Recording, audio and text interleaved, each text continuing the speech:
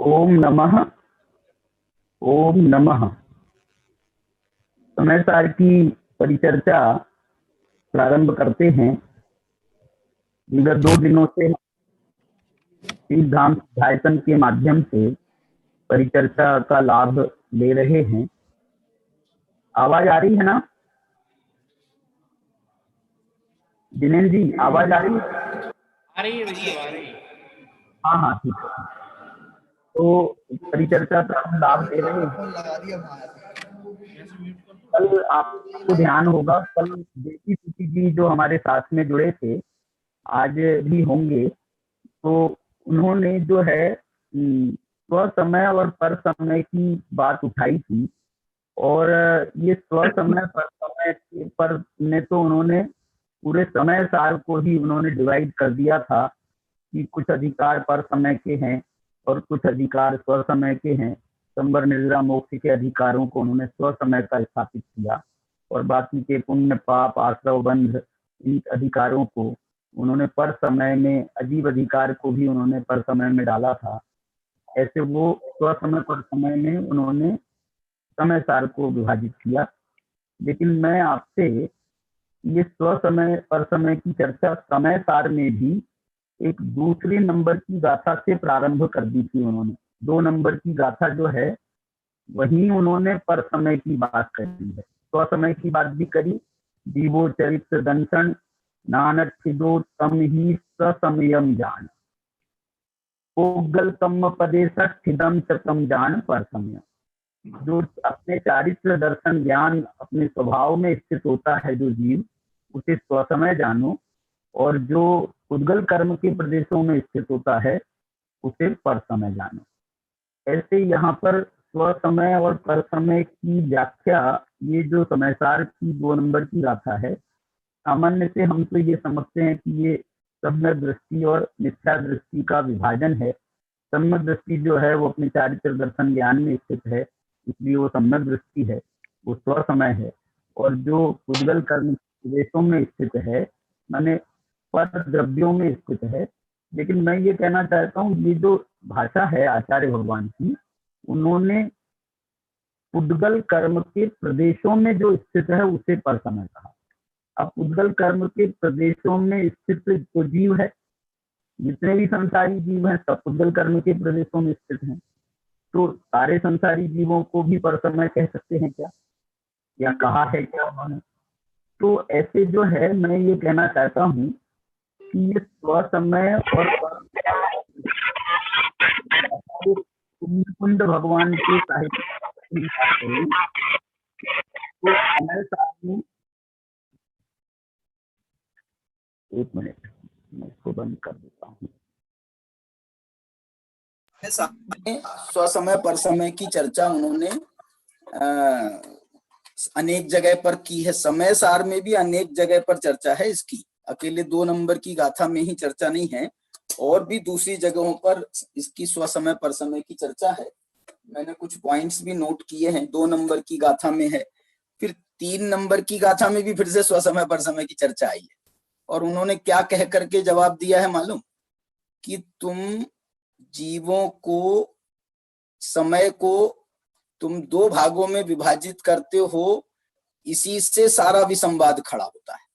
इसलिए जो है ना, तुम स्व समय पर समय का भेद आचार्य कुंद भगवान ने स्वयं 2 नंबर की गाथा में स्थापित किया, और 3 नंबर की गाथा में वो स्वयं उसका खंडन भी कर रहे कि ये जो 2 भेद है ना समय के, ये अच्छे नहीं है। इस 2 समय के 2 भेद करना ये अच्छी बात नहीं है।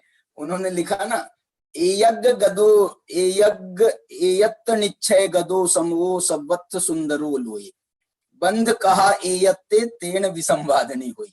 बोले ये जो है, और मालूम इसकी उत्थानिका अमृतचंद्र भगवान ने लिखी है, अथ एतद बाध्यते, माने ये जो समय के 2 भेद किए, इसको हम बाधित करते हैं, ये इसका हम निषेध करते हैं।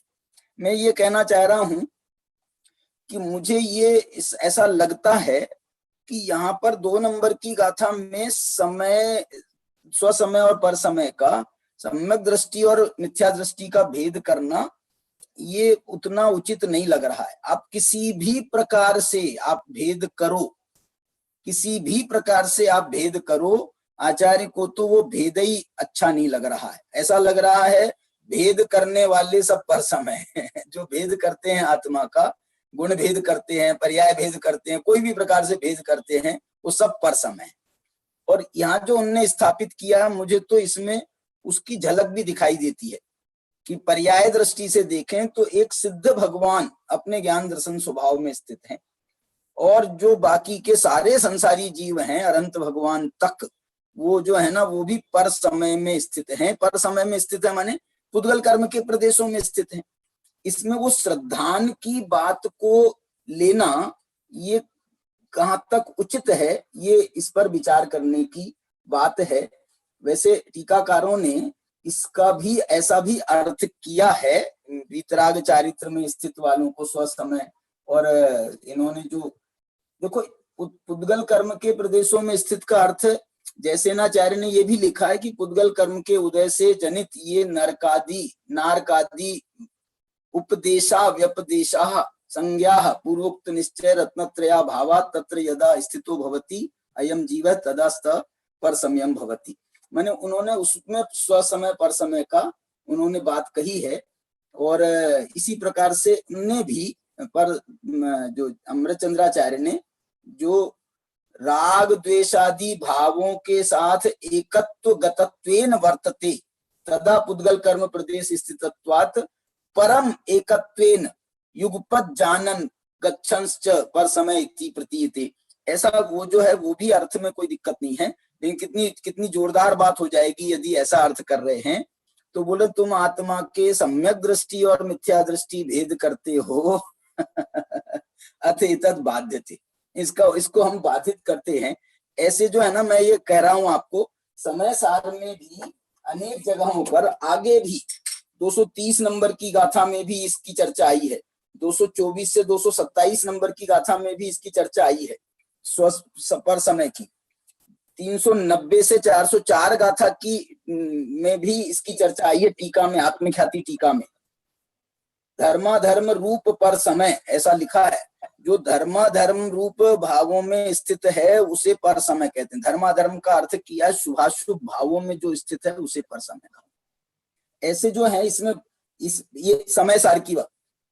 नियम सार में भी ये स्वसमय पर समय की चर्चा, वो जो वहां पर परमावश्यक अधिकार है ना, परमावश्यक अधिकार में उन्होंने अन्य वशों की चर्चा करी है, तो वहां भी इसकी बहुत चर्चा। नियम सार में भी गाथा 106 में भी गाथा चर्चा है, 139 में चर्चा है, 144, 156, वो जो है ना नाना जीवा नाना कम्मा नाना विध हवे लद्धी, मैंने स्वसमय पर समय का अर्थ ये भी होता है कि स्वमतवादी और परमतवादी, ये भी स्व समय पर समय का अर्थ है। पंचास्ती काय में भी स्व समय पर समय की चर्चा आई, प्रवचन सार में स्व समय पर समय की चर्चा आई, प्रवचन सार में पज्जय मूला ही पर समय कहा। तो ये जो स्व समय पर समय की व्याख्या है, इसको हम रूढ़ नहीं कर सकते कि यही अर्थ हर जगह स्व समय पर समय का है। तो इसके कितने स्तर बन सकते हैं स्व समय पर समय के, इस पर हम थोड़ा विद्वानों के साथ में चर्चा करना चाहते हैं। आज का मैंने जो प्रश्न भी भेजा है उसमें पहला प्रश्न हमारा इसी से संबंधित है, स्व समय पर समय से। मैं इसको पढ़ देता हूं आपको। स्थूल एवं सूक्ष्म पर समय, ये व्याख्या भी पंचास्ती काय की 165 नंबर की गाथा में उन्होंने सूक्ष्म पर समय की चर्चा भी की है, वो बड़ा मार्मिक स्थल है वहां। क्या स्व समय पर समय की अनेक स्तरों पर चर्चा हो सकती है? समय सार गाथा, प्रवचन सार, पंचास्ती काय आदि के आधार पर हम चर्चा को आगे बढ़ाते हैं। तो मैं सबसे पहले हमारे भाई साहब अभय जी को आमंत्रित करता हूं कि वे ये स्व समय पर समय के संबंध में बात बताएं।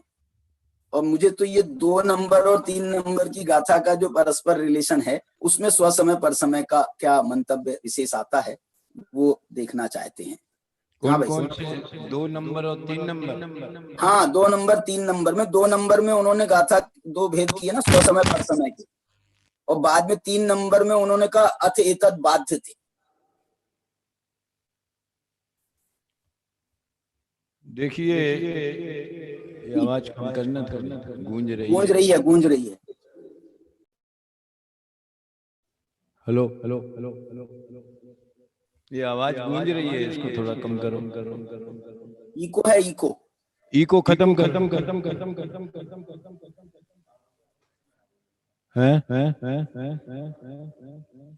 स्पीकर की आ रही क्या इलाज? आपको साफ सुनाई दे रही है राकेश जी? नहीं, गूंज रही है भाई साहब, बहुत गूंज रही है, गूंज रही है, गूंज रही है।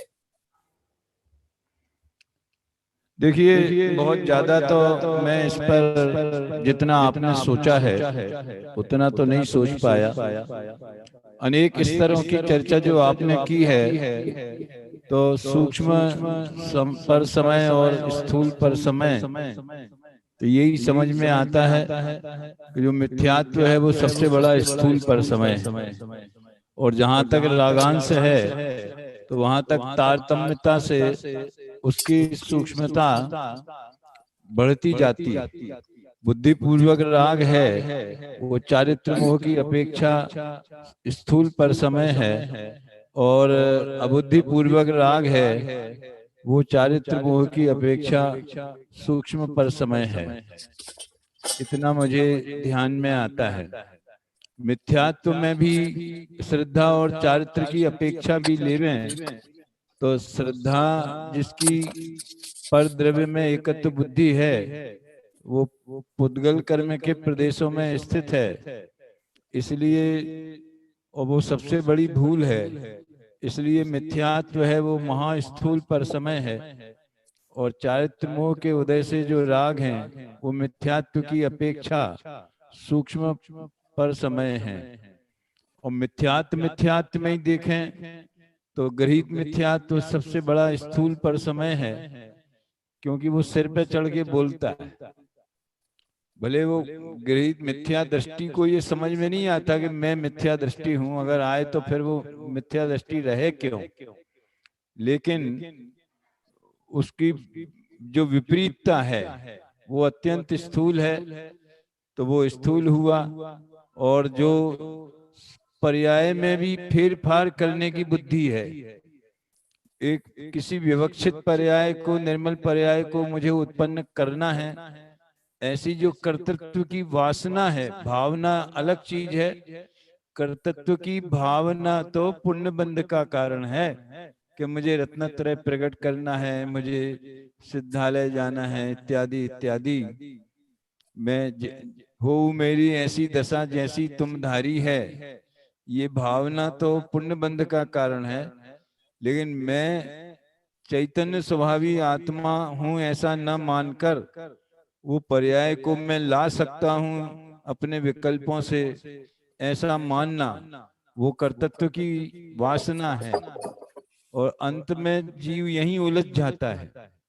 भले वो स्थूल रूप से ये मान लेवे कि मैं रागादि भावों का कर्ता नहीं हूं, तो केवल ज्ञाता मात्र हूं, या पर का कर्ता नहीं हूं, और शुभराग भी बंध का कारण है, ये सब बातें समझ में आ जाएं। लेकिन ये मुझे समझना तो है ही। अरे मुझे सहज होना है, ऐसा भी यदि भार अभिप्राय में रहा तो वो सूक्ष्म पर समय है मेरी दृष्टि में। तो मैं तो इस दृष्टि से देखता हूँ। बाकी और अगर कोई हमारे साथी इस संबंध में अपने विचार रखना चाहें तो वो रखें। तीसरी गाथा की जो बात आपने की कि बंद कथा विवाद उत्पन्न करती है, तो डायरेक्ट तो इसमें कोई स्व समय पर समय के उल्लेख नहीं है। एकत्व निश्चय सुंदर जो समय है, देखिए कारणभूत जो समय है स्वभावभूत, उसमें तो स्व समय पर समय का भेद ही नहीं है। समय माने समय, आत्मा।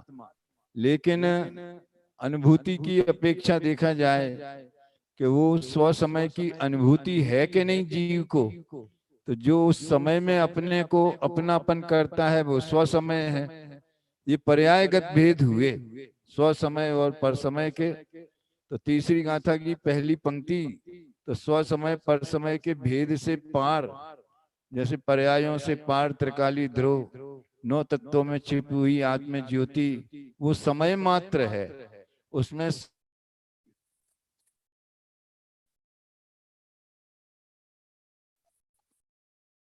आवाज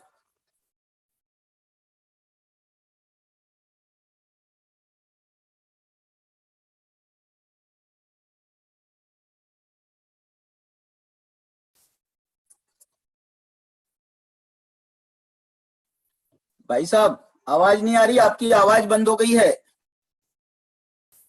अभय जी,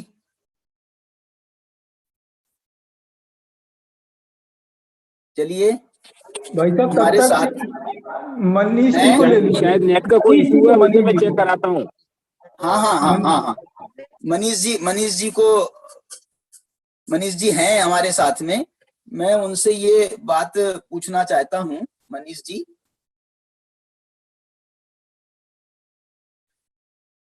मनीष जी सीट पर नहीं दिख रहे हैं। आ गए आ गए आ गए। हाँ मनीष जी, भाई साहब जय जिनेन्द्र। ये कह रहा हूँ भाई साहब, ये स्वसमय पर समय की चर्चा हम यहाँ करना चाहते हैं। आपका वीडियो ऑन नहीं है क्या? वीडियो भाई साहब को उसमें लीजिए ना सामने।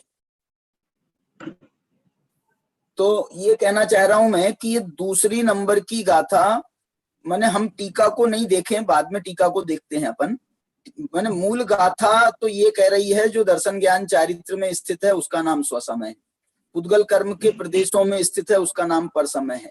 अब इसमें स्थित होने का अर्थ जो हम उसमें श्रद्धा ज्ञान चारित्र की जोड़ी करते हैं कि भैया उसका पुद्गल कर्म के प्रदेशों का श्रद्धा ज्ञान आचरण करेगा तो उससे जो है वो पर समय होगा।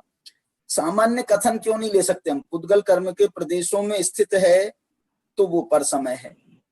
माने हम ये और दूसरा जो है तीसरी गाथा से इसलिए जोड़ना चाहता हूं कि तीसरी गाथा की जो उत्थानिका है अमृतचंद्राचार्य की टीका की, तो उन्होंने कहा अथ एतद बाध्यते।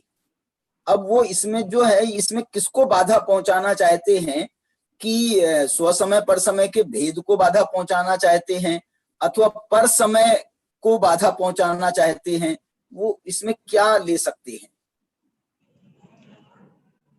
इसमें जैसे मुख्य विषय ये है स्थित होना क्या, और स्थित होने में सबसे बड़ी पेचीदा है पुद्गल कर्म के प्रदेशों में स्थित होने का क्या मतलब है। हाँ जी, ये एक बड़ा मुद्दा है जी। तो इसके पुद्गल कर्म के प्रदेशों में स्थित होने के दो अर्थ हो सकते हैं जी। शब्द शक्तियों की भाषा में बात करें तो एक अभिधार्थ और एक लक्षणार्थ। हाँ। अभिधार्थ तो ये होगा कि पुद्गल कर्म के प्रदेशों में स्थित होना मतलब संसारी, सभी संसारी। जी जी जी। और दर्शन ज्ञान चारित्र में स्थित होना मतलब सिद्ध, मोक्ष। जी। और जब उसको बाधा पैदा करते हैं मतलब जीव में संसारी और मुक्त का भेद नहीं है। ये हो गया एकत्व निश्चय समय तीसरी गाथा। वाह वाह वाह। और हिंदुकुंद देव ने ही रैणसार ग्रंथ में सिद्ध को तो नहीं कहा, रैणसार में केवली भगवान के अलावा सबको पर समय कहा। तो हालांकि ये तो मैंने ऐसे ही बता दिया, अभी हम वहां ना जाएं, अभी इसी गाथा पे देखें तो ये तो हो गया। नहीं, मतलब ये बहुत अच्छा। मैं इसमें जो है ना स्व समय पर समय में हम उसके अनेक स्तरों पर भी चर्चा करना चाहते हैं। तो एक स्तर आपने ये अच्छा बताया है, अच्छा बताया। रैणसार में क्या बताया? केवली भगवान को स्व समय। रैणसार में तो भगवान जो है केवली भगवान स्व समय है और 12वें गुण स्थान तब के सब पर समय है। अच्छा अच्छा अच्छा। मूल गाथा है। तो अभी तो यही देखें, हम समय सार की इसी गाथा को देखें। जी जी जी। क्योंकि कुंद देव ने ही पर समय का अलग अलग जगह अलग अलग तरह से उपयोग किया है। प्रवचन सार में मिथ्या दृष्टि को पर समय कह रहे, और वहां तो पर समय का अर्थ पर मत भी निकलता है। पज्जय मूला भी पर समय, मतलब अजैन है, ये मिथ्या दृष्टि। यही पे हम केंद्रित रहे। तो पहला तो ये है। और दूसरा एक लक्षणार्थ इसमें से निकलता है, और लक्षणार्थ से मतलब ये है कि पुद्गल कर्मों के प्रदेश में स्थित होना, जैसे नाचार्य ने इस दिशा पे गए हैं, यानी पुद्गल कर्म के उदय से होने वाली जो जो परिस्थितियां हैं, चाहे वो गति आयु आदि परिस्थिति हो, यानी नौ कर्म भाव कर्म, वो सभी परिस्थितियों में स्थित होना, और अध्यात्म के प्रसंग में स्थित होना यानी उसमें श्रद्धा ज्ञान चारित्र होना, उसको अपना मानना, उसी को अपना जानना और उसमें अपना लीन होना। और इस दृष्टि से यदि देखा जाए तो अभेद रत्नत्रयधारी जीव वो स्वसमय है, और जो अभेद रत्नत्रय में स्थित नहीं है वो परसमय है, और उसमें वो 7वें गुण स्थान से शुद्धोपयोग वाले जीव परसमय स्वसमय है, और उसके नीचे वाले जीव परसमय है। अब एक अर्थ हमें ऐसा निकालना पड़ेगा, ये तो हमने अभी इस गाथा से बात कर ली, लेकिन पूरा समय सार जो हम एक ग्रंथ के अनुसार जो भाव निकालेंगे, क्योंकि पूरे समय सार में आचार्य ने सारे जीवों को 2 भागों में बांटा है। समय सार के विश्वविद्यालय में कोई भी संयमी असंयमी वृत्ति अवृत्ति ये डिग्रियां नहीं है। कुंद देव समय सार में सारी दुनिया के जीवों को केवल 2 भागों में बांटते हैं, एक ज्ञानी और दूसरा अज्ञानी, वो तीसरा कुछ नहीं देखते। उसी को कहीं कहीं उन्होंने सम्यक दृष्टि कहा है, जहां सेंसिटिव मसले आए हैं, जहां कोई सैद्धांतिक बात आई है, जैसे आश्रव अधिकार में उसे सम्यक दृष्टि कहा उसी ज्ञानी को, प्रथिदु आसव बंधो सम्मा दिठिस्य आसव निरोधो।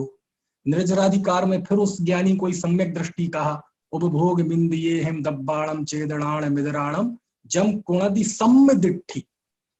तो समय सार जीवों को 2 ही प्रकार से देखता है, ज्ञानी और एक अज्ञानी, उसी को मिथ्या दृष्टि और सम्यक दृष्टि। और पूरे ग्रंथ के इस विभाजन को यदि यहाँ लागू किया जाए तो दर्शन ज्ञान चारित्र में स्थित होने वाला जीव स्वसमय मतलब सम्यक दृष्टि ज्ञानी, और पर समय मतलब मिथ्या दृष्टि। तो पूरे ग्रंथ के अभिप्राय से देखा जाए तो यहाँ स्वसमय यानी सम्यक दृष्टि और पर समय मतलब मिथ्या दृष्टि ये मुख्य हो जाता है। यदि उसमें से हम सिंपल अर्थ देखें, पुद्गल कर्मों के प्रदेशों में स्थित होना, तो स्वाभाविक है जब तक शरीर सहित अवस्था है वो पर समय है, तो सिद्ध भगवान स्वसमय है, बाकी पर समय है। और अध्यात्म में श्रद्धा ज्ञान चारित्र रत्नत्रय की मोक्ष मार्ग में बड़ी अहमियत है, और उस दृष्टि से देखा जाए तो शुद्धोपयोगी मुनि अभेद रत्नत्रयधारी ये स्वसमय है और शेष पर समय है। लेकिन मुझे ऐसा लगता है कि यहाँ स्वसमय और पर समय को ज्यादा फोकस करने की आवश्यकता इसलिए नहीं है क्योंकि आखिर ये भेद खड़ा किया है आचार्य ने निषेध करने के लिए। कि जीव ज्ञानी नहीं है अज्ञानी नहीं है। यदि आप आगम इसे सिद्ध और बंध मुक्त और संसारी के रूप में देखता है तो वो भी नहीं है। यदि आप शुद्धोपयोगी और अशुद्धोपयोगी के रूप में भेद देखते हो जीव का, तो वो भी भेद हमें अभीष्ट नहीं है। तो आचार्य कुंद तो आगम में जितने भी तरह के जीव के भेद किए गए हैं जिन जिन दृष्टियों से, वो सारी दृष्टियों का निषेध करके कहते हैं एयत्तड़च्छय गदो समो सबत्थ सुंदरो लोय, एकत्व निश्चयगत समय ही सुंदर है। तो इसको इस तरह से लेंगे तो शायद एक और विकल्प तैयार हो। नहीं, इसमें एक और छोटी सी बात पूछता हूँ। इन्होंने लिखा पुद्गल कम्मुवदेशठिदम, पुद्गल कर्म के प्रदेशों में, ये तो अपन ने अर्थ निकाला है, मूल में है पुद्गल कम्मुवदेशठिदम, पुद्गल कर्म के उपदेश में जो स्थित है उसे पर समय कह रहे हैं, पुद्गल कर्म के उपदेशों में स्थित। और जो है मैं आपके मेरे पास सामने एक इसकी टीका है, समय सार प्रकाश टीका प्रभाचंद्राचार्य की, उन्होंने इसका पद का अर्थ किया है पुद्गल कम्मुवदेशठिदम च, माने पुद्गले शरीर त्रय षड पर्याप्ति रूपे कर्मणि मूलोत्तर प्रकृति भेद भिन्ने उपदेशे वांग व्यवहार रूपे स्थितम भेद रूपताम गतम च तम जीवम जानी ही पर समया।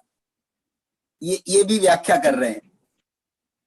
नहीं, जैसे आचार्य ने स्वसमय के विरुद्ध किसे लिया है, तो आप जैसे आचार्य का देखेंगे तो स्वसमय के विरुद्ध लेते हैं कि यदि यथा पुद्गल कर्मोदयन, जो मैंने अभी पहला अर्थ किया था अभिधार्थ, पुद्गल कर्मोदयन जनिता ये नारकाद्युपदेशा व्यपदेशा संज्ञा पूर्वोक्त निश्चय रत्नत्रया भावात्।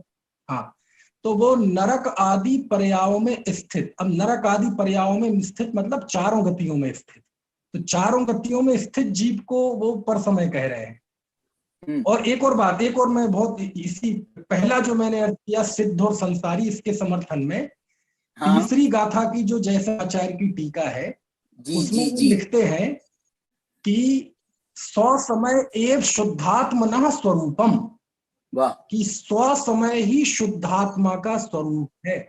और शुद्धात्मा का स्वरूप यदि लोक में किसी में देखा जाता है तो केवल सिद्धों में। इसलिए कुंद देव ने सिद्धों की वंदना की थी, क्योंकि अमृतचंद आचार्य ने कहा ही है कि सिद्ध भगवान आत्मा के प्रति छंद के स्थान पर है। तो वो सिद्ध भगवान को जैसे आचार्य कह रहे हैं कि ये स्व समय पना ही शुद्धात्मा का स्वरूप है। देखो आप क्या बढ़िया लिखा तात्पर्य वृत्ति की टीका में तीसरी गाथा की पहला वाक्य, फिर लिखा अथवा स्व समय एव शुद्धात्मनः स्वरूपम। स्व समय को उन्होंने शुद्धात्मा का स्वरूप कहा है। और स्व समय शुद्धात्मा की दुनिया में किसके साथ समता हो सकती है? केवल सिद्धों के साथ, ना अरहंतों के साथ, ना आचार्य, ना उपाध्याय, ना साधु, ना सम्यक दृष्टि। क्योंकि सिद्ध और शुद्धात्मा इन्हीं दोनों में बिंब प्रतिबिंब भाव है। तो इससे भी वो बात पुष्ट होती है कि पुद्गल कर्म के प्रदेश में स्थित होना मतलब क्या। जी, बहुत मतलब इसमें व्याख्या है। और जैसे आपने बहुत सारे एंगल को छुआ है, रेयण सार से आपने एक 12वें गुण स्थान की बात बारे में चर्चा करी, तुम्हारे आपने सिद्धों के साथ में भी चर्चा करी लेकिन आपने जो ये इसका अर्थ किया वहां शुद्धोपयोग में आप 7वें गुणस्थान से 4थे गुणस्थान वालों को स्वसमय और मिथ्या दृष्टि को पर समय ज्ञानी अज्ञानी की जैसी आप बात कह रहे हो, वो बात नहीं आ सकती है। हाँ, पूरे समग्र ग्रंथ की दृष्टि से देखेंगे तो आ सकती है, क्योंकि समग्र ग्रंथ में जो बंटवारा है जीवों के बीच में वो ज्ञानी और अज्ञानी का है, मिथ्या दृष्टि और सम्यक दृष्टि का है।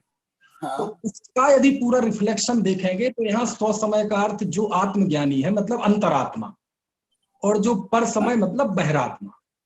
अब स्वाभाविक है अंतरात्मा 4थे गुण स्थान वाला भी होता है और बहिरात्मा तो मिथ्या दृष्टि होता ही है। तो वो भी अर्थ इससे लागू हो जाएगा। समग्र ग्रंथ में जो बंटवारा किया है ज्ञानी अज्ञानी सम्यक दृष्टि मिथ्या दृष्टि, और तीसरा उन्होंने कोई भेद देखा ही नहीं है। नहीं, यह दूसरी गाथा में आपको क्यों नहीं लग रहा है यहाँ सम्यक दृष्टि मिथ्या दृष्टि वाला भेद दूसरी गाथा में ही? क्योंकि मैं ये कहना चाह रहा हूं, देखो ये सम्यक दर्शन का अर्थ कर रहे हैं विशुद्ध ज्ञान दर्शन स्वभावे निज परमात्मनि यद रुचि रूपम सम्यक दर्शनम, ये जयसेनाचार्य को पढ़ रहा हूं मैं। और तत्रैव रागादि रहित स्वसंवेदन ज्ञानम, ये ज्ञानम है, स्वसंवेदनम ज्ञानम। और निश्चलानुभूति रूपम वीतराग चारित्रम लक्षणेन निश्चय रत्नत्रय परिणत जीव पदार्थम। तो ये जो है ना, ये अनुभूति के समय की बात को यदि हम विचार करें तो वो अनुभूति के समय तो स्व समय सिद्ध होता है ना, 4थे गुणस्थान वाला भी नहीं। वो अनुभूति के समय नहीं, वो हर समय ही स्व समय बैठेगा। वो परिणति की अपेक्षा वो भी मान्य है परिणति की अपेक्षा। समय सार में सम्यक दृष्टि 24 घंटे है, निराश्रवी निर्बंध सम्यक दृष्टि 24 घंटे है। 24 घंटे उसे निर्जरा हो रही है। तो यहाँ बात उपयोग की नहीं है, वो यदि स्व समय है जिस अपेक्षा से वो 24 घंटे है। नहीं, जैसे इन्होंने ये सम्यक ज्ञान की परिभाषा में स्पष्ट लिख रहे हैं वो कि रागादि रहित स्व संवेदनम ज्ञानम, तो यहाँ पर जो है ना ये हर अवस्था में कैसे घटेगा। और निश्चलानुभूति रूपम वीतराग चारित्रम, जैसे नाचार्य तो सीधा अभेद रत्न, जैसे नाचार्य की दृष्टि से जैसे नाचार्य की दृष्टि से तो अभेद रत्नत्रय वाला जीव ही स्व समय है। वहां मतलब रत्नत्रय के बिना जो है मात्र सम्यक दृष्टि ज्ञानी, उनकी दृष्टि से उसको यहाँ महत्व नहीं देते हैं, पूरे समय सार में ही महत्व नहीं देते हैं। वो वीतराग चारित्र वाले निश्चय सम्यक चारित्रवंत को ही महत्व देते हैं। ये बात जयसेन आचार्य के नाम पे बिल्कुल हमें गांठ बांध लेनी चाहिए। जी कि उनका ये मंतव्य है, बस है, अच्छी बात है, वो भी स्वीकार है, कोई दिक्कत नहीं। अब मैं इस चर्चा को और थोड़ा सा आगे बढ़ा रहा हूं। मैं स्थूल पर समय और सूक्ष्म पर समय में आना चाहता हूँ। हाँ, कोई प्रश्न पूछ रहा है? हाँ भाई साहब, एक शंका है। हाँ बोलिए बोलिए। जो अभी जैसनाचार्य का जो बताया था ना तीसरी गाथा की टीका में, हाँ, ये शुद्धात्मा ही स्वसमय है, इस हाँ, तरह का कहा था। तो हाँ, ये हाँ। भावार्थ में पंक्ति है, टीका में नहीं है। एक बात तो ये किसके भावार्थ में? जो जैसनाचार्य की क्या? हाँ, जैसनाचार्य की टीका के भावार्थ में है ये। जैसनाचार्य की मूल टीका में ये नहीं है। नहीं, उनके एक बात भावार्थ तो ये कोई है। है ही नहीं। नहीं, जैसनाचार्य की टीका का कोई भावार्थ नहीं आया है इसमें। ये मेरे पास उनके ग्रंथ भावार्थ में ही है टीका भाई। टीका में है ना, स्वगुण एकत्व निश्चय गत शुद्धात्मा एव उपादेय। पहली पंक्ति ही, तीसरी गाथा की पहली पंक्ति। तीसरी मूल गाथा गाथा की में पहली है, मूल पंक्ति टीका में में है ये। हाँ, मेरे पास जो टीका है उसमें भावार्थ में है ये पंक्ति। अच्छा, खैर, मैं दूसरी बात कह रहा हूँ, कोई बात नहीं। दूसरी बात जी, ये है जी। कि तीसरी गाथा में स्वसमय और परसमय दोनों को बाधित कर रहे हैं। हाँ, तीसरी गाथा में तो यहाँ शुद्धात्मा ही स्वसमय है, तो शुद्धात्मा को भी बाधित कर देंगे क्या तीसरी गाथा में? शुद्धात्मा क्या बोले? शुद्धात्मा स्वसमय ही शुद्धात्मा का स्वरूप है। हाँ, हाँ, हाँ। और तीसरी गाथा में स्वसमय को भी बाधित कर रहे हैं, तो क्या शुद्धात्मा को भी बाधित करेंगे? नहीं, स्वसमय को बाधित नहीं कर रहे हैं। ये तो जो है ना, मैंने प्रश्न पूछा था कि क्या यहाँ पर स्वसमय और पर समय के ऐसे समय के दो भेद करें, इसी को बाधा पहुंचा रहे हैं क्या? तो ये तो मैंने प्रश्न पूछा था, लेकिन टीका में इसके संकेत ऐसे नहीं मिल रहे हैं। टीका में तो स्वसमय को शुद्धात्मा कहा जा रहा है और पर समय को जो उस शुद्धात्मा से भिन्न है उन सबको पर समय कहा जा रहा है। मैं मनीष जी, हाँ भाई, हाँ मैं ये बोलना चाह रहा हूं कि देखो, वो ये कहना जरूर चाह रहे हैं कि तीसरी गाथा का जो भाव है वो ये है कि एकत्व निश्चय को प्राप्त जो आत्मा है वो समय है और वो सुंदर है, और उसमें कितनी भी हम बंध की कथा करते हैं उससे विसंवाद पैदा होता है। तो मेरा ये कहना है कि यहाँ फिर वही बात आ रही है कि जो बंध कथा है, बंध कथा कहें या बंध में स्थित जीव है, इसको जैसे ना चार्य ने टीका में क्या लिखा मालूम? बंध कथा का कर्म बंध जनित गुणस्थान आदि पर्याया। ये गुणस्थान आदि पर्यायों को भी उन्होंने कर्म बंध जनित गुणस्थान आदि पर्याय को बंध कथा कहा। इसका मैं ये कह रहा हूं, ये बंध कथा वाला जो जीव है ये पर समय, माने जो शुद्धात्मा है वो स्व समय है और इसके अलावा बाकी सब पर समय है। आप कितने ही भेद कर लो अथवा जो है कोई भी चर्चा करो, 14 गुणस्थान आदि पर्याय में तो 14 के 14 गुणस्थान आ गए, अब क्या बचा? और आदि में मार्गणा स्थान जीव समाज सब आ जाएंगे, वो 29 बोल 50 से 55 वाले वो भी सब आ जाएंगे।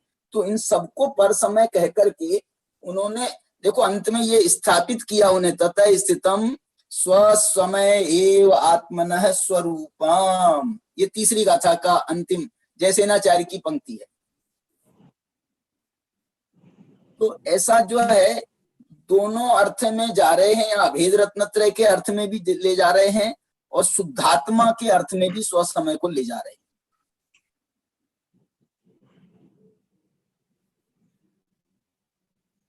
हाँ, और बंद कथा में क्या आता है? देखो, जैसे हम कहें गुणस्थान की चर्चा, तो गुणस्थान की चर्चा में गुणस्थान 14 होते हैं, ये भी गुणस्थान की ही चर्चा है। और एक 15वां पॉइंट गुणस्थानातीत सिद्ध भगवान, ये भी गुणस्थान की चर्चा है। जैसे हम मार्गणाओं में करते हैं, आप जाएंगे धवला टीका में तो ये सब जगह ये फॉर्मूला है कि मार्गणा बताएंगे तो मार्गणा बताएंगे और फिर उससे रहित कौन है वो भी बताएंगे। मान लीजिए गति है, गति मार्गणा है, तो 4 गति बताई, मनुष्य, त्रेंच, देव, नार की, उसके भेद प्रभेद, उसके सब वो आलाप बताएंगे, और फिर अंत में बताएंगे गति अगति वाले। अगति वाले मतलब सिद्ध भगवान। संयम मार्गणा बताएंगे, तो संयम के सारे भेद बताएंगे, और फिर बताएंगे कि संयम मार्गणा में और क्या है, बोले संयम से रहित सिद्ध भगवान असंयमी। तो असंयमी नहीं कहो, असंयमी मत कहो, संयमातीत कहो, संयमातीत कहो, संयमातीत। असंयमी कहा है वो, समझ जाओ, शब्दों में ना फंसे अपन। असंयमी चौथे गुण स्थान वाले भी कहलाते, सिद्ध भगवान को असंयमी कहा है। हाँ, क्योंकि वो संयम से रहित है। संयम से रहित होने की 2 स्थिति है। संयम में स्थित होके मोक्ष में चला जाए तो भी संयम से रहित हो गया, और संयम पैदा ही नहीं हुआ तो भी असंयमी। तो वहां पे ऐसे ही गुणस्थान 14 होते हैं, ये चर्चा भी गुणस्थान की है। और गुणस्थान से अतीत सिद्ध भगवान होते हैं, ये चर्चा भी गुणस्थान की, ये भी बंधन कथा है। मुक्त की कथा भी बंधन कथा है।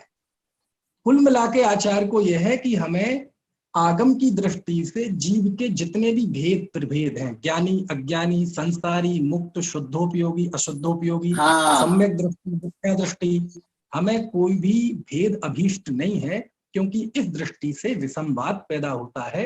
एकत्व निश्चयगत समय ही सुंदर है। यदि हम शुद्धोपयोग और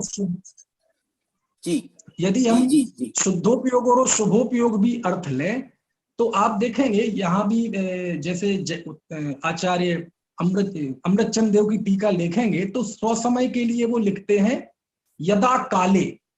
उन्होंने लिखा जिस समय, माने जिस समय जीव लेता है, यानी किसी समय जब नहीं भी लेता है तो नहीं लेता है तो पर समय है, और जिस समय वो रत्नत्रय में स्थित होता है वो स्वसमय है। यानी यदि ज्ञानी धर्मात्मा जीव जिसे आगम शुद्धोपयोग के काल में उसे स्वसमय कह रहा है, और शुभोपयोग के काल में पर समय कह रहा है, अथवा पंचास्तिकाय की भाषा में सूक्ष्म पर समय कह रहा है, तो आचार्य कह रहे हैं हमें ये भेद अभीष्ट नहीं है। ना जीवों का बंटवारा हमें अभीष्ट है, और ना एक ही जीव के किसी काल को स्वसमय पर समय कहना, ये भी हमें अभीष्ट नहीं है। जीव को सदा काल जी नहीं, इसमें मैं क्या पूछना चाह रहा था, भूल गया। प्रदीप जी भाई साहब को मैं लेना चाहता हूँ। प्रदीप जी भाई साहब को लीजिए, उनका भी ये दूसरी स्वसमय पर समय की चर्चा में हम उनका अभिप्राय जानने की कोशिश करते हैं। अभी डॉक्टर साहब भी मुझे दिख रहे थे, लेकिन अभी नहीं दिख रहे हैं। दादा ने अनुशीलन में 3 लागू किए हैं। अच्छा, एक दृष्टि से जो अभेद रत्नत्रय में वीतराग छद्मस गुणस्थान ऊपर 12वें गुणस्थान वर्ती जीव स्वसमय है, मतलब जो दर्शन ज्ञान चारित्र में पूर्णता स्थित है वो स्वसमय, बाकी पर समय। दूसरा अर्थ लिया उन्होंने शुद्धोपयोगी मुनि स्वसमय और शुभोपयोग की दशा पर समय। तीसरा लिया उन्होंने सम्यक दृष्टि स्वसमय और मिथ्या दृष्टि पर समय। ऐसे उन्होंने तीनों ही कैटेगरी ली है। बहुत अच्छा लिखा है उन्होंने। हाँ, नहीं ठीक है, उसमें वो सूक्ष्म पर समय वाली बात भी इसमें घट जाएगी। हाँ, वो भी उसमें उन्होंने लिखी है। सूक्ष्म पर समय का भी उन्होंने उल्लेख किया पंचास्तिकाय की 165वीं गाथा की टीका में। उसका भी उन्होंने राग लब के आवेश से सम्यक दृष्टि भी, ऐसा मानता है, वो सब बहुत बढ़िया लिखा है। बहुत सुंदर प्रकरण है। 165 गाथा लिखा है। जी। हाँ प्रदीप जी भाई साहब। हाँ भाई साहब, हम जो है ना ये स्वसमय पर समय की चर्चा कर रहे हैं। दूसरी गाथा में स्वसमय पर समय के भेद बताए, और तीसरी गाथा में उन्होंने कहा अथ इतद बाध्यते। अब इसको हम बाधित करते हैं, ये किसको बाधित कर रहे हैं तीसरी गाथा में?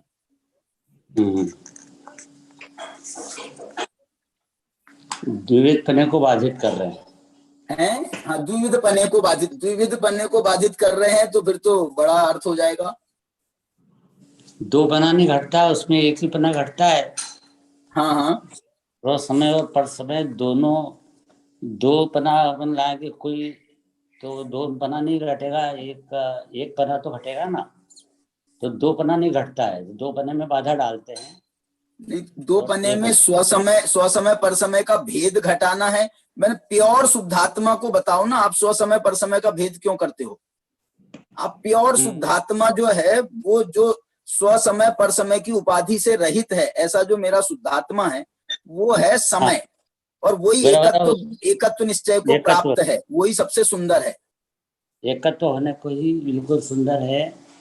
और बाकी जो भी स्व समय और पर समय के संबंध में मनीष जी ने बहुत ही बढ़िया से व्यवस्थित बताया है। और ऐसा है कि इसमें स्व समय पर समय जो दूसरी गाथा के अनुसार हो कि कहीं भी जड़ सर्वत्र जहाँ भी चर्चा आई है उसमें ऐसा लगता है कि स्व समय अर्थात कि स्व पदार्थ और पर समय मतलब पर पदार्थ। तो ये तो ऐसी बात हुई कि कोई जीव हो है वो अपने घर का और उसको तू पर घर का है, मतलब कि एक तरह से गाली है। गाली ऐसी है कि तू तेरे घर का नहीं, तो ये गाली हो गई ना। तो तू तेरा स्व समय नहीं, तेरा पदार्थ तू नहीं, पर पदार्थ तू हो गया। हाँ। ये इससे भी बड़ी गाली है, तू तेरे घर का नहीं, इससे भी ज्यादा बड़ी गाली होगी कि ये इसके बाप का नहीं है। तो कितनी बड़ी गाली है। तो इस तरह से है ये जहाँ पर समय जो पुद्गल प्रदेशों में स्थित पर समय जीव जानना, जो पुद्गल के प्रदेशों माने कर्म के उदयानुसार पर के कर्म के असत्ता में अपना अस्तित्व मानता है, वह निश्चित रूप से पर पदार्थ को निज मान रहा है। तो ये पर ही हो गया ना, पर समय हो गया ना, पर द्रव्य बन गया ना। ये तो डायरेक्ट जाकर के तू तेरे घर का रहा कहाँ, तू तेरे आत्मा का स्व समय बना कहाँ है। ये इस प्रकार से उसको कहा कैसे में स्व समय कब बनेगा, तो क्या स्व समय जो कि जब सम्यक दर्शन ज्ञान दर्शन चारित्र में स्थित होगा तो स्व समय बनेगा। अर्थात कि श्रद्धा का विषय भी स्व ही है, वो तो सम्यक दर्शन होएगा। सम्यक ज्ञान का विषय भी स्व आप रूप को जान पनो सम्यक ज्ञान कला है, निश्चय सम्यक ज्ञान। स्व पर प्रकार में से स्व को ग्रहण करना है ना, आप रूप को जान पनो सम्यक ज्ञान कला है। और बाकी साथ ये द्रव्यों को, ये शास्त्र को जानना और ये जितना भी ज्ञान है व्यवहार सम्यक ज्ञान है। वो ज्ञान सम्यक ज्ञान तो है और व्यवहार सम्यक ज्ञान है। तो निश्चय सम्यक ज्ञान जो है वो तो आत्मा को जानना है।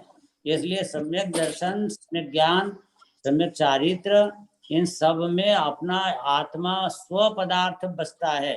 स्व पदार्थ बसता है, इसलिए इन तीन रूप से परिणमित होता हुआ स्व समय है। और इन तीन को छोड़ करके, रत्नत्रय को छोड़ के कर्म उदय के अंदर में अपना अस्तित्व अनुभव करना, यह पर समय है।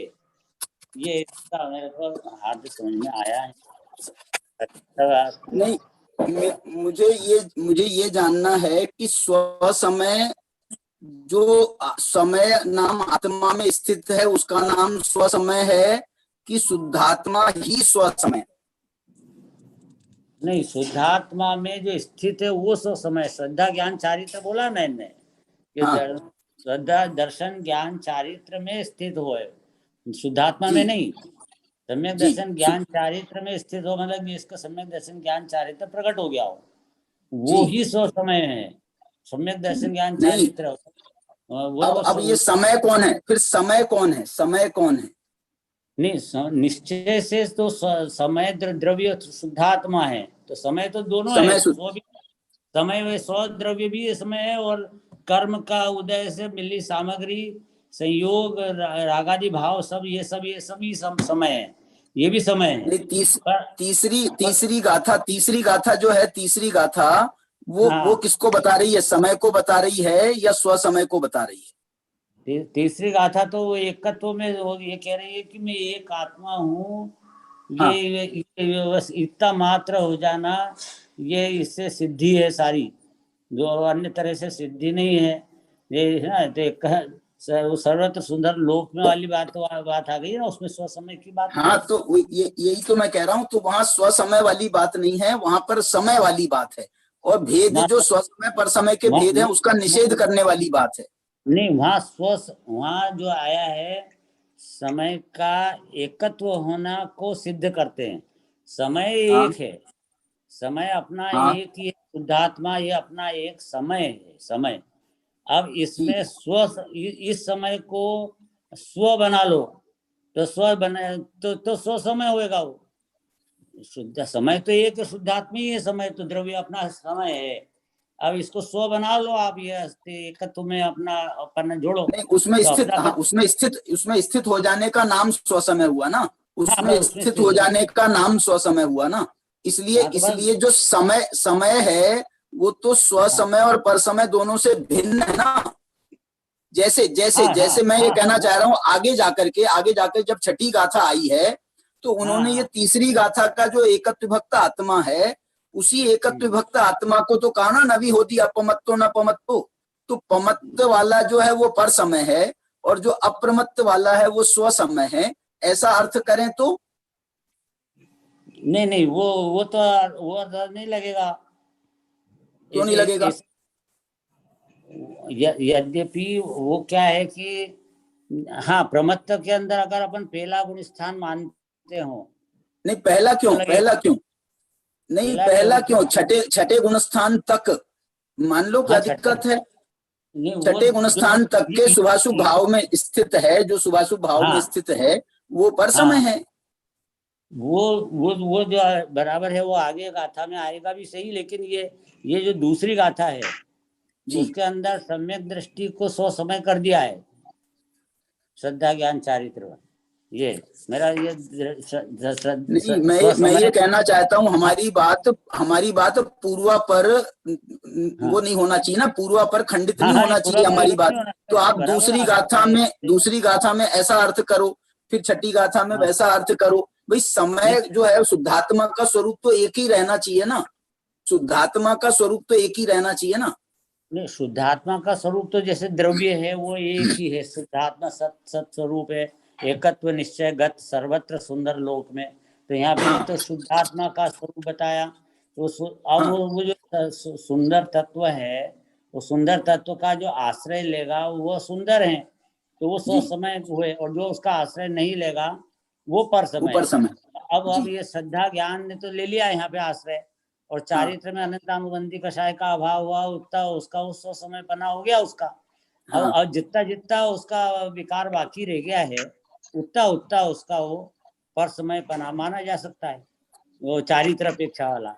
बाकी श्रद्धा ज्ञान की अपेक्षा से उसे पर नहीं। यहाँ छठी गाथा को तो प्रमत्त अप्रमत्त से रहित सिद्ध करना है। छठी गाथा में शुद्धात्मा को प्रमत्त अप्रमत्त से रहित सिद्ध करना है। तो यही तो मैं कह रहा हूँ, स्व समय पर समय से रहित कहो, स्व समय पर समय से रहित कहो, या प्रमत्त अप्रमत्त से रहित कहो, या सम्यक दृष्टि मिथ्या दृष्टि से रहित कहो, या संसारी सिद्ध से रहित कहो। ये जो है ना, ये तो मैंने आप किसी भी प्रकार से उसके पर्याय रूप भेद करो, गुणस्थान आदि के भेद करो, तो उससे भी रहित है। तो ये सब व्याख्याएं जो है ना, ये सब पर समय में जाएंगी सारी व्याख्याएं, ये कहना चाह रहा हूं मैं। बंद कथा एयत्ते तेन विसंवादनी होती, जितनी प्रकार की बंद कथाएं हैं सब जो है, प्रमत्त भी बंद कथा है, अप्रमत्त भी बंद कथा है। नहीं, अब मेरा इसका आपने जो ये कहा ना, तो इसके अंदर जो समय नाम की जो वस्तु है वो एकत्व में विद्यमान है। जो शुद्धात्मा को समय कहो आप, स्व समय। तो स्व समय नहीं समय, स्व समय नहीं समय। नहीं, तो अगर तुम शुद्धात्मा में के अलावा जो गुण स्थान मार्गणा स्थान को भी, सब गुण स्थानों के अंदर में छठे गुण स्थान को भी पर समय कह रहे हो ना आप। तो ज्ञान भाई साहब, मैं ये कहना चाह रहा हूँ, छठे गुण स्थान पर आप क्यों जा रहे हो? वो तो ये कह रहे हैं आप आत्मा को प्रमत्त कहो या अप्रमत्त कहो, अप्रमत्त से भी उनको जो है संतोष नहीं है ना। आत्मा को अप्रमत्त कहो तो उनको संतोष नहीं है। मेरा कहना है कि वो समय को बताने के लिए, मतलब कि शुद्धात्मा को बताने के लिए कहा। तो उसी को बताया जा रहा है, उसी को बताया जा रहा है, सब जगह उसी को बताया जा रहा है। अब हम किसमें उलझ रहे हैं कि किसको स्व समय बताया, किसको पर समय बताया, कि चौथे गुण स्थान वाले को स्व समय बताया, मिथ्या दृष्टि को पर समय बताया, कि छठे गुण स्थान वाले को पर समय बताया। सब निश्चय रत्नत्रय वाले को पर समय बताया, संसारी को पर समय बताया, मुक्त को स्व समय बताया। हम इसमें क्यों उलझ रहे हैं? हमको तो सबका ही निपटारा किया है। देखो वस्तु स्वरूप क्या है कि समय तो द्रव्य ही है, त्रिकाली ध्रुव, और उसको स्वरूप से अनुभव करेगा, श्रद्धा में लेगा, तब से स्व समय कहलाएगा। नहीं तो ध्रुव बैठा हुआ, अंदर पे ध्रुव बैठा हुआ है तो स्व समय नहीं कहलाएगा। नहीं, मैं क्या बोल रहा हूँ, लेकिन एक सूक्ष्म पर समय, सुनो, ये स्पष्ट हो गई ना ये बात कि वो जो ध्रुव बैठा हुआ है वो स्व समय नहीं है। ध्रुव में जो ध्रुव तो सत्ता है स्व की, उसको स्व बने अनुभव करोगे, श्रद्धा रखोगे, ज्ञान करोगे, चारित्र लीन करोगे तो स्व समय कहलाओगे। नहीं तो कि आत्मा को त्रिकाली ध्रुव को स्व समय बोलोगे तो नहीं, गलत हो जाएगा। नहीं, अनुभूति के काल के अलावा काल में, अनुभूति के काल के अलावा काल में सम्यक दृष्टि स्व समय है क्या पर समय है? समय है ना, क्योंकि शुभाशुभ भावों में, जब शुभाशुभ भावों में बैठा है तो उस समय वो स्व समय है क्या पर समय है? नहीं, बिल्कुल पर्याय से पूछ रहे हो ना। अब पक्की बात हो गई कि स्व समय पर समय यहाँ पे लगाना है। अपने द्रव्य को स्व समय नहीं बोलना है, द्रव्य को स्व समय नहीं बोलना है। द्रव्य तो समय है, उसके अंदर स्वपना अनुभव करना, ये पर्याय की बात हुई। और ये पर्याय जो स्व अनुभव करी श्रद्धा की, तो श्रद्धा स्व समय है वो। और ज्ञान कर रहा है तो ज्ञान स्व समय है, चारित्र कर रहा है तो चारित्र स्व समय है। जो भी स्व को ग्रहण कर रहा है वो स्व समय है। बिल्कुल मैंने जो जिस समय नहीं ग्रहण कर रहा है उस समय उसे नहीं, मैं ये कहना चाह रहा हूँ, देखो पर समय, भाई साहब पर समय के भी कुंद भगवान भी पर समय के दो भेद करते हैं, एक स्थूल पर समय और एक सूक्ष्म पर समय। तो वो जो है ना, जो छठे गुणस्थानवर्ती मुनिराज हैं उनको भी उन्होंने सूक्ष्म पर समय में डाला है।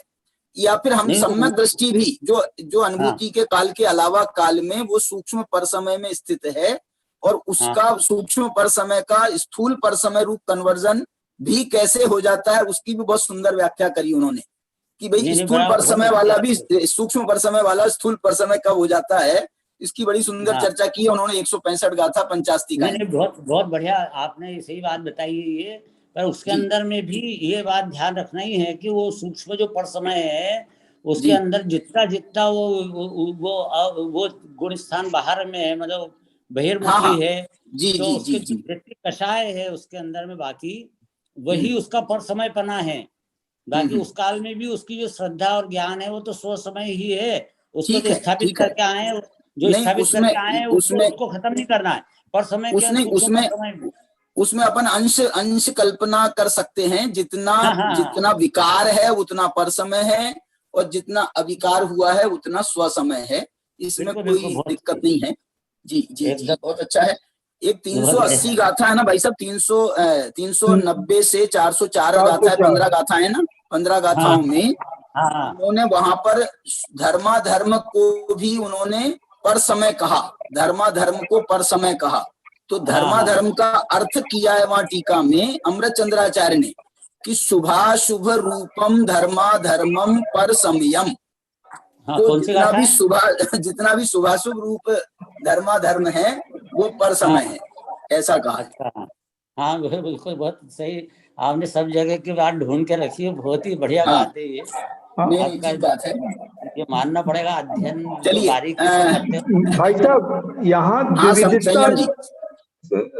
यहाँ द्विविधता जो है वो विसंवाद पैदा कर रही है प्रदीप जी भाई साहब, है ना। तो द्विविधता है वो स्वसमय और पर समय की है यहाँ पर, और दोनों ही विसंवाद पैदा कर रही हैं। ऐसा भाव ही लेना पड़ेगा, तभी हम छठी गाथा में जो शुद्धात्मा का स्वरूप इंट्रोड्यूस किया है, समय का स्वरूप इंट्रोड्यूस किया है, वो समझना सार्थक होगा। अगर हम यहाँ स्वसमय को शुद्धात्मा मान करके चलेंगे तो फिर बचता नहीं है, फिर पर समय में केवल धर्म ही रह जाएंगे, शुभाशुभ भाव ही रह जाएंगे। देखो इसमें जो है ऐसा कहा कि आत्मा तो शुद्ध है, स्व समय है, समय नाम की सत्ता है अपनी। इसके अलावा तुम ये मान रहे हो, द्विविधपना के लिए डाला है वहां पे कि इस प्रकार सर्व पदार्थों का भिन्न भिन्न एकत्व सिद्ध होने से जीव नामक समय को बंध की कथा से ही विसंवाद की आपत्ति आती है।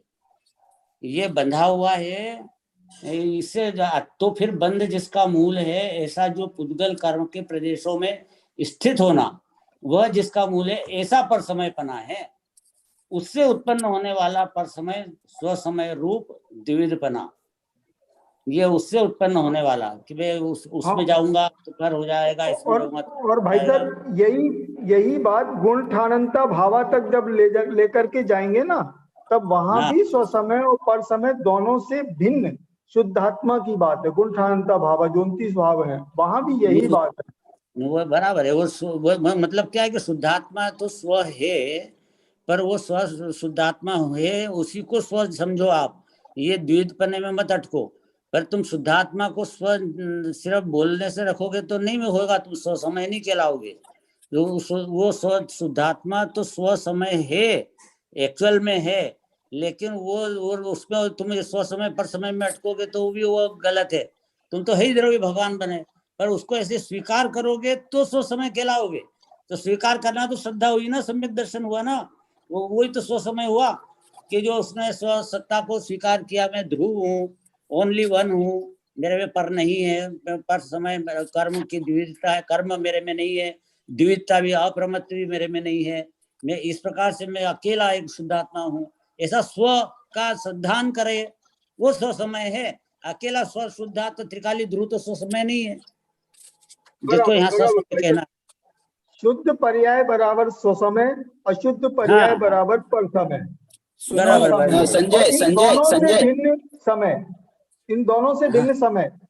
हाँ बिल्कुल बिल्कुल। नहीं मैं संजय हाँ भाई एक मेरे पास में जो टीका है, एक इनकी अपने मनोहर जी वर्णी की जो टीका है, सप्तदशांगी टीका, इसमें उन्होंने दूसरी गाथा में ये तथ्य निकाले हैं कि निरुपाधि स्वभाव में उपयुक्त जीव स्वसमय है, और औपाधिक भावों में उपयुक्त जीव पर समय है। जो औपाधिक भावों में उपयुक्त का मतलब उसके उपयोग में जो लगा हुआ है, बिल्कुल वही बिल्कुल सही बात आ गई वो, कि वही बिल्कुल जो अपन जो विचार कर रहे हैं वही बात एकदम लिखी हुई है वो। नहीं और मैं नहीं, सुनो तो सही प्रदीप जी, तीसरी गाथा में उन्होंने क्या तथ्य प्रकाश निकाला वो बताना चाह रहा हूँ। तीसरी गाथा में उन्होंने ये कहा कि औपाधिक भावों के भाव व अभाव के कारण, औपाधिक भावों के भाव व अभाव के कारण आत्म वस्तु में द्विविधता आती है, किंतु आत्म स्वरूप में द्विविधता नहीं है। माने इसमें वो स्व समय पर समय को भी द्विविधता में ले रहे हैं, जैसा हमारे संजय बोल रहे हैं। तो नहीं बराबर है, वो द्विविधता में तो आ रहा है वो। मैं मान रहा हूँ कि दो स्व समय पर समय पना जो है पर्याय में, निर्मल पर्याय मलिन पर्याय, ये दोनों भी सत्ता में स्व समय में माने पारिणामिक भाव में नहीं है। तथापि ये जो स्व समय है, जो पारिणामिक स्व समय है, नहीं वो आपका बराबर कहना भाई, उसमें हमारा जो है ना, हमारा जो हित है या हमको जो पर्याय दृष्टि से प्रयोजन हमारा स्व समय होना है। तो स्व समय हम कब बनेंगे? जब हम समय में स्थित होंगे तो स्व समय बनेंगे। तो दूसरी गाथा में स्व समय उसको ही बोला गया है, ऐसा मेरा कहना है। नहीं तो स्व समय तो वही शुद्धात्मा में जो स्थित है उसको ही तो बोला है ना स्व समय। लेकिन शुद्धात्मा स्व समय पर समय से भिन्न है। शुद्धात्मा स्व समय पर समय से भिन्न है। वो विषय बताया उनने, उसका स्व समय का विषय बताया। स्व समय जो होना है तुमको पर्याय में सम्यक दर्शन ज्ञान चारित्र है, जो चरित्र दर्शन नाण स्थित स्व समय जानना, तो उसमें दर्शन ज्ञान चारित्र में स्थिति उसका नाम स्व समय है। क्योंकि स्व समय आप प्राप्त करना चाहते हो तो स्व समय कैसे बनोगे?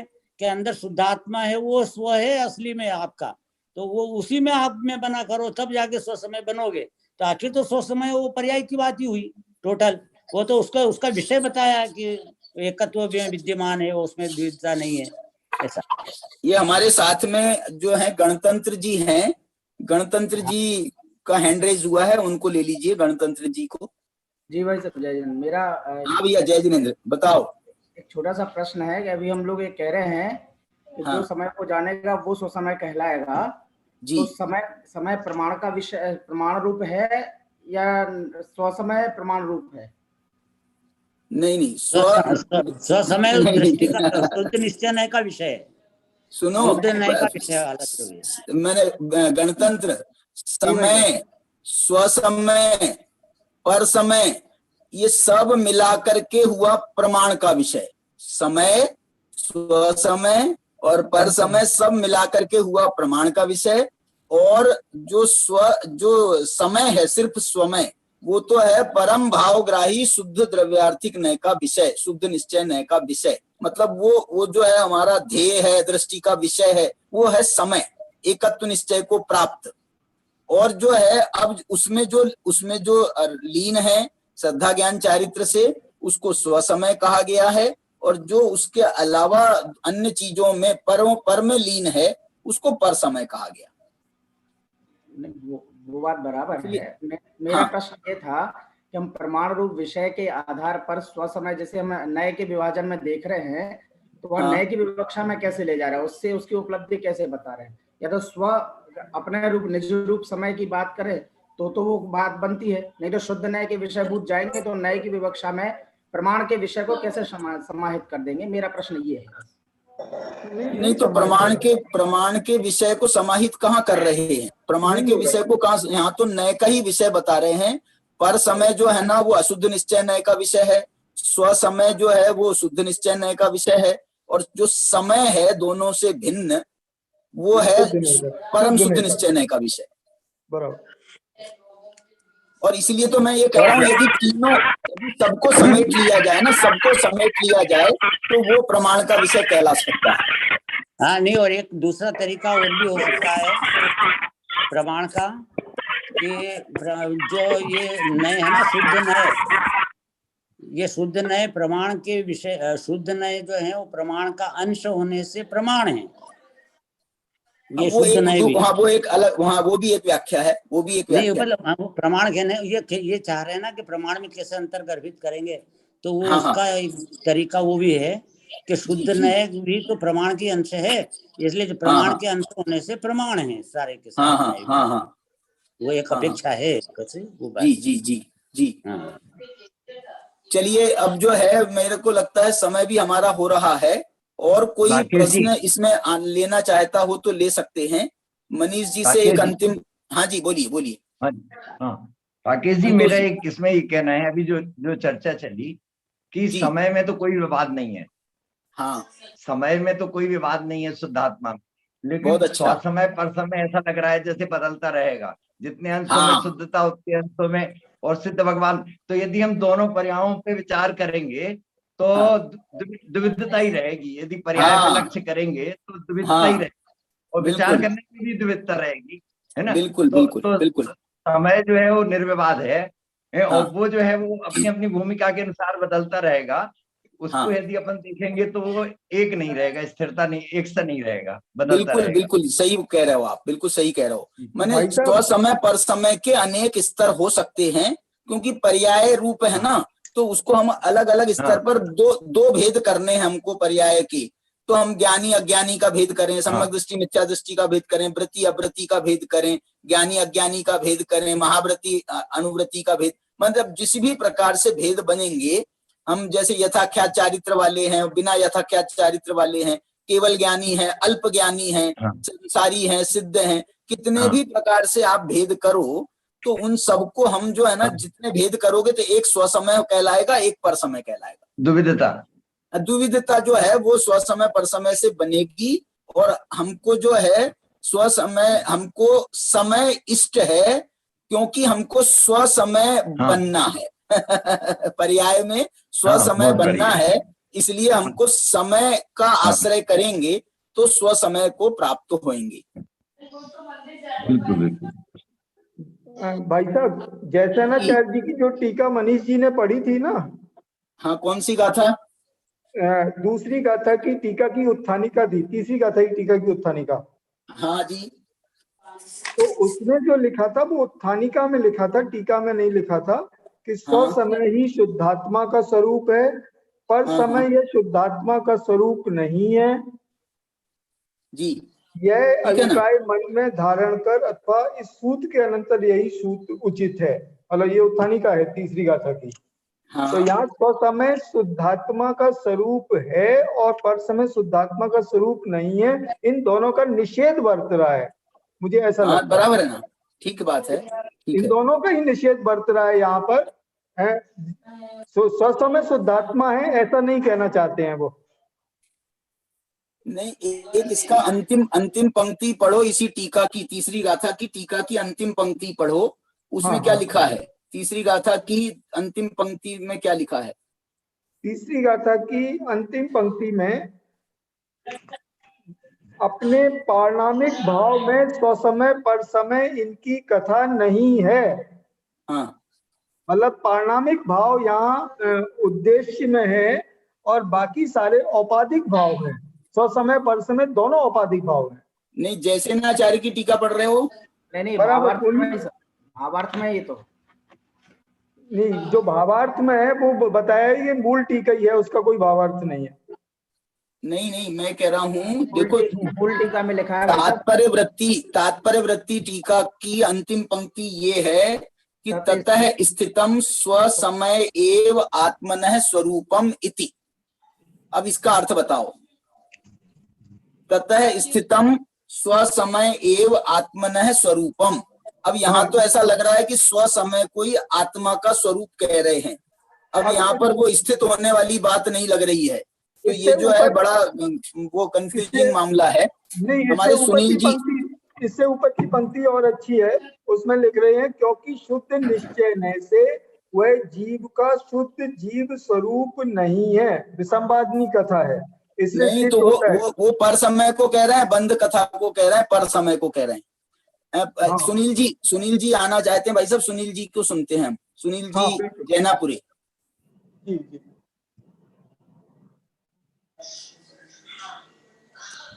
हाँ भाई साहब, हाँ भाई साहब, हाँ आ रही है। सूक्ष्म स्व समय और सूक्ष्म पर समय वाला विषय कल लेंगे आगे के आज? नहीं, वो आ गया था ना। और सूक्ष्म स्व समय का कोई भेद नहीं है भाई साहब, पर समय के ही दो भेद हैं, स्थूल पर समय और सूक्ष्म पर समय। बराबर। मैं इसके लिए समय सार का तो विषय तो काफी चला। हाँ। लेकिन जो समय सार की ही तर्ज पर, समय सार की जो दूसरी तीसरी गाथा के आधार से एक बात मैं खास तीसरी गाथा के आधार से कहना चाहूंगा। वहां स्व समय और पर समय की जो द्विविध पने को बाधा बता रहे हैं, वहां उस तीसरी गाथा में हर द्रव्य जो है अपने द्रव्य गुण पर्याय को ही चुनता है, इस वस्तु स्वरूप की सत्ता सिद्ध करके उसको ढाल बना करके उन्होंने उस विषय को आगे बढ़ाया है। ये भी एक खास प्रमेय ध्यान में लेने लायक है। दूसरी बात, 50 निकाय में जो है 164 और 65 जी, ये दोनों गाथाएं भी जो हैं खास करके इस स्व समय और पर समय से संबंधित खूब अपने चिंतन का विषय बिंदु बनना चाहिए, क्योंकि इसमें मोक्ष मार्ग से संबंधित काफी गहन चर्चा है। और खास करके 164वीं गाथा में घी का उदाहरण देकर के उन्होंने बहुत मार्मिक चर्चा, उसमें खास करके पर समय प्रवृत्ति और स्व समय प्रवृत्ति, उसकी पूरी प्रायोगिक व्याख्या आचार्य देव ने वहां दी है। और बहुत स्पष्ट लिखा है उसमें कि यह दर्शन, संस्कृत में ऐसा है, अमुनि ही दर्शन ज्ञान चारित्राणी कियन मात्रया अपि पर समय प्रवृत्त्या सम्मिलितानि पुरुषानु सम्मिलितानि इव घृतानि। बहुत सुंदर व्याख्या है, टीका है इसमें कि यह दर्शन ज्ञान चारित्र जो है, जो थोड़ीपन अल्प भी यदि पर समय प्रवृत्ति मतलब रागांश से यदि सहित है, तो अग्नि के साथ मिले हुए घी की भांति वह कह रहे हैं कि कथनचित विरुद्ध कार्य के कारणपना की व्याप्ति उसे सिद्ध होती है, इसलिए वो पर समय प्रवृत्ति वो बंध का कारण है, ऐसा लिया है। और जब वही दर्शन ज्ञान चारित्र की समस्त पर समय प्रवृत्ति से निवृत्त होते हुए स्व समय प्रवृत्ति के साथ, जैसे समय सार में लिखा दर्शन ज्ञान चारित्र में हित स्व समय वाली जो बात ली है, वहां उन्होंने उसी को लेकर के मानो, क्योंकि टीकाकार तो दोनों एक ही है, वहां अमृतचंद्राचार्य, यहाँ भी अमृतचंद्राचार्य देव ही है, कि जिसे अग्नि के साथ मिलित पने का निवृत्ति हुई है, निवृत्त हुआ है, उस घी की भांति विरुद्ध कार्य के कारण भाव से निवृत्त होने से वह साक्षात मोक्ष का कारण है। इस गाथा में भी हमें कोई ज्यादा मतलब नहीं समझ में आवे ऐसी बात नहीं है, बहुत स्पष्ट है। लेकिन इसके बाद वाली जो गाथा है बहुत जोरदार गाथा है, 165 वाली, जिसमें सूक्ष्म पर समय के स्वरूप की चर्चा है। सूक्ष्म पर समय की स्वरूप की चर्चा, जिसमें उन्होंने उत्थानिका में लिखा कि अर्हदादिषु भगवत्सु सिद्धि साधनी भूतेषु भक्ति भावना अनुरंजिता चित्तवृत्ति, उसकी यहाँ वो व्याख्या कर रहे हैं। सुनील जी, इसकी जो गाथा है ना, मूल गाथा 165, ये गाथा बहुत जोरदार गाथा है। गाथा क्या बोलती है मालूम? जो गाथा क्या कहती है? अन्नानादो नानी, क्या लिख रहे? ज्ञानी अज्ञान से, अज्ञानी अज्ञान से, ऐसा लिख रहे हैं। अन्नानादो नानी जदि मन्नदी शुद्ध संपोगादो हवदिति दुख मोक्षम पर समय रदो हवदि जीवो, वो भी पर समय रत है। कौन? जो ज्ञानी अज्ञान से, जो शुद्ध संपोग है ना, शुद्ध संपोग, शुभोपयोग प्रवृत्ति, शुभोपयोग प्रवृत्ति को ऐसा मानता है यदि कि इससे मेरे दुखों की मुक्ति होगी, तो वो जो है वो स्थूल पर समय हो जाता है, ऐसा लिखा है। बिल्कुल। और अज्ञान लव शब्द का प्रयोग है इसमें। अज्ञान लव मतलब जराक अज्ञान। अब ये जराक अज्ञान, अल्प अज्ञान, हालांकि ये ज्ञान की अपूर्णता की अपेक्षा से बात है, नहीं है इस अपेक्षा से, लेकिन थोड़ा सा ही अल्प अज्ञान। और ऐसे ही राग लव में भी लिया, अल्प राग, अल्प राग और अल्प अज्ञान, दोनों शब्द इस टीका में डाले हैं।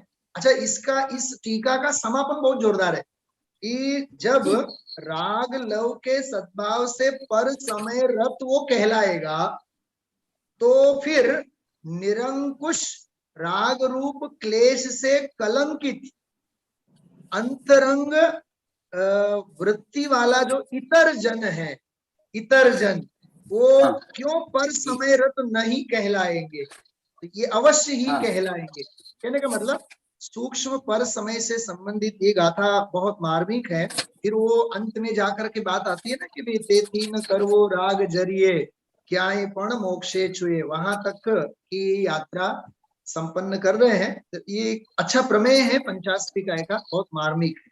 बहुत सुंदर, बहुत सुंदर, बहुत सुंदर। इसमें मतलब ये जो है 165 से 170 तक के ये सूक्ष्म पर समय स्व समय की चर्चा चली है उसमें पंचास्तिकाय। बिल्कुल सही बात है। चलिए हमारा समय बहुत हो गया है। अब मैं चर्चा को जो है पूर्णता देना चाहता हूँ। अंत में कोई हमारे कोई राजकुमार जी ने दो, राजकुमार जी, हाँ, जो हमारे अभी नहीं आए हैं हमारे सामने, उनको हम ले लेंगे।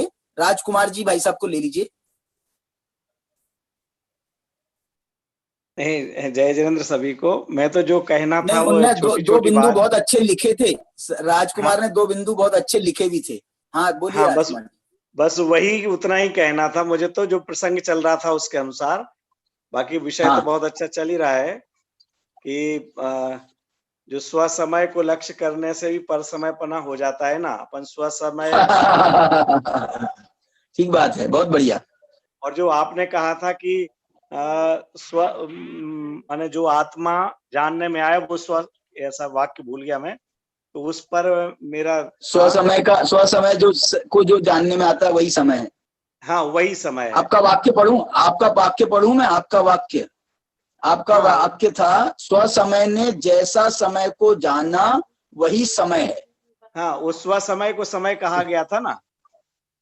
नहीं, तो ये तो एक है, स्व समय ने जैसा समय को जाना वही समय है। समय, ये अभिप्राय में समझ रहा हूँ। समय जैसा आपने पढ़ के सुनाया था जो कि भाई जो स्व समय को समय कहा जा रहा है, वह स्व समय ही समय। स्वसमय एवं आत्मनः स्वरूपम ऐसा आया उसमें। हाँ, जैसे मैं आत्मा का स्वरूप। तो उससे मैंने ये अपना विचार रखा है कि स्व इस अपेक्षा से कहा होगा कि जब अभेद कर देते हैं पर्याय को और द्रव्य को, तो शायद वो अपेक्षा हो कि स्व समय ने जो जाना वही द्रव्य है, बस अनुभूति स्वरूप आत्मा। नहीं, वो मुझे तो लग रहा है आचार्यों की विवक्षाएं भी जो है ना, वो जो है ना क्षण क्षण बदलती रहती हैं, हम बहुत कंफ्यूज हो जाते हैं कभी कभी।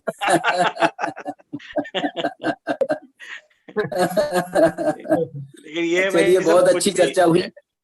ये है कि ये आचार्यों के वचनों के साथ में जो जिन वचसी रमनते वाली बात है ना, ये अंदर वाली बात हो, लेकिन बाहर में रमने का एक अलग टाइप का अवसर मिल रहा है इस तरह की परिचर्चाओं। बिल्कुल रमने का मौका मिल रहा है, खेलने का मौका मिल रहा है। जो वचसी रमन, मैं बोल नहीं रहा था वो शब्द, मैंने कहीं आप कहोगे कि क्या इसलिए मैंने आचार्य देव का वचन डाल दिया रमनते वाला। नहीं, वो प्रवचन सार में उनने एक कलश लिखा, हेलो लुप्त महामोहस्त। हेलो लुप्त माने मैंने तो खेल खेल में मोह का नाश कर दिया, खेल खेल में। बराबर। जी। अच्छा भाई साहब। हाँ राकेश जी, भाई साहब बोलिए ना। हाँ देखिए, मेरे दिमाग में एक विषय घूम रहा है। ये पहला कलश जो है ना, नमः समय साराय, उस कलश की जो टीका है, मतलब कलश टीका की बात कर रहा हूँ, उसमें जो अंत में समय साराय पद का जो अर्थ किया है, समय साराय का अर्थ किया कि उसमें जीव, पुद्गल, धर्म, अधर्म, आकाश काल आदि सारे समय हैं, बराबर। लेकिन उनको जानने वाले को उनमें न ज्ञान है न सुख है, और उसको जानने वाले को भी न ज्ञान है न सुख है। उसका जो सारभूत भगवान आत्मा है, उसमें ज्ञान है और सुख है, और उसको जानने वाले को ज्ञान है और सुख है।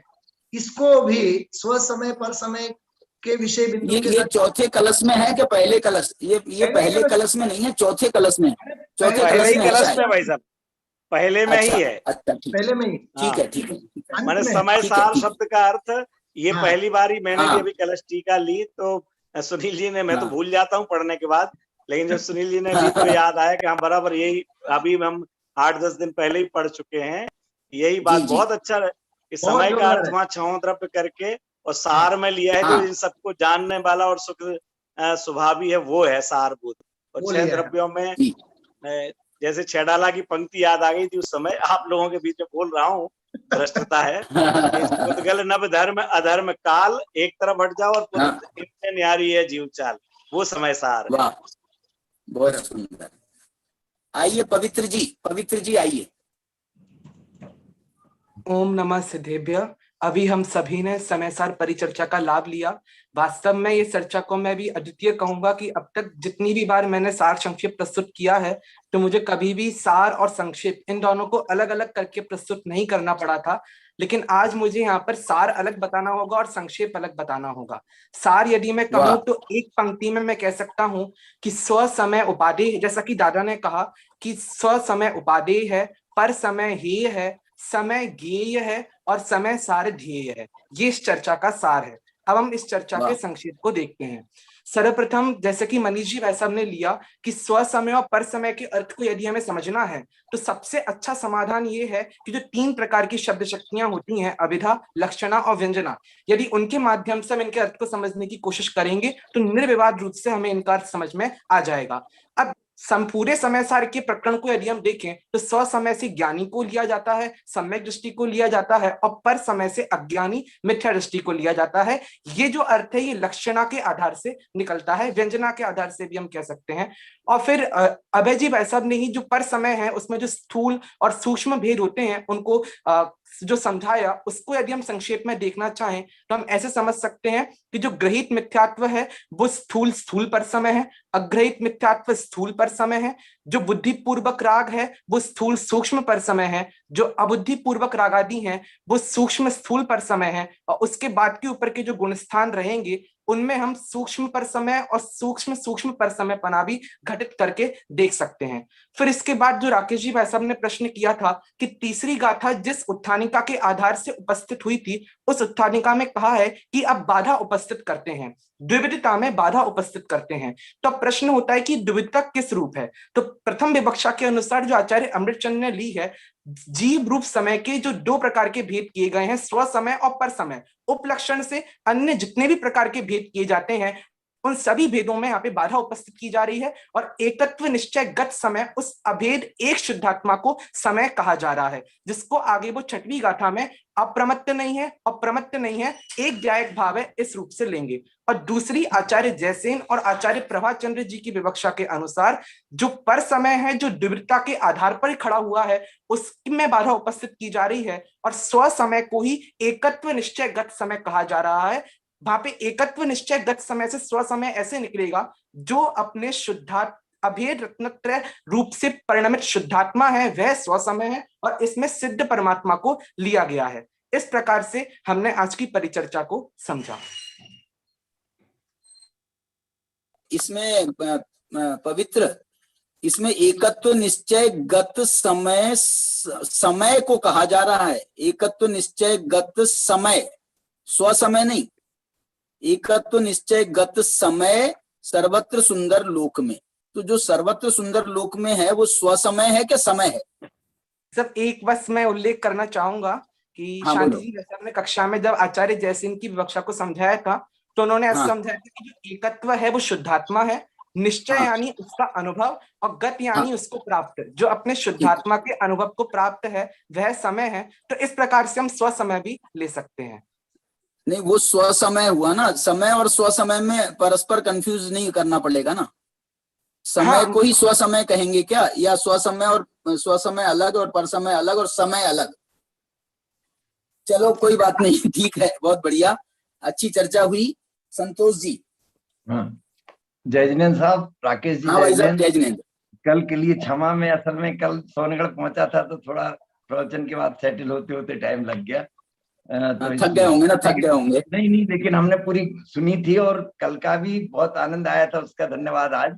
और आज की चर्चा हम ये कहेंगे कि हमारे मनीष जी ने बहुत बढ़िया उसको लिया, और अच्छा। हमारे सुनील जी और सारे लोग, और आपने जो बात कही, इतनी मेहनत करने के बाद आपने भी जो बात कही कि बड़ा कंफ्यूजन होता है, वही कंफ्यूजन तो दूर करने को कह रहे हैं कि चक्कर में मत पड़ो। भाई जो कंफ्यूजन होता है उसमें तो ये हो गई कंफ्यूजन थोड़ा थोड़ा, क्योंकि अनेक प्रकार से कथनी है, और समय में नहीं होगा कंफ्यूजन, समय तो वही रहेगा, है ना। तो बहुत बढ़िया, अच्छी बात लगी। और अपन जिनवाणी स्तुति करते, अनंत धर्मण तत्वं पश्यन्ति प्रत्यगात्मन, अनेकांतमयी मूर्तिर्नित्यमेव प्रकाशताम्।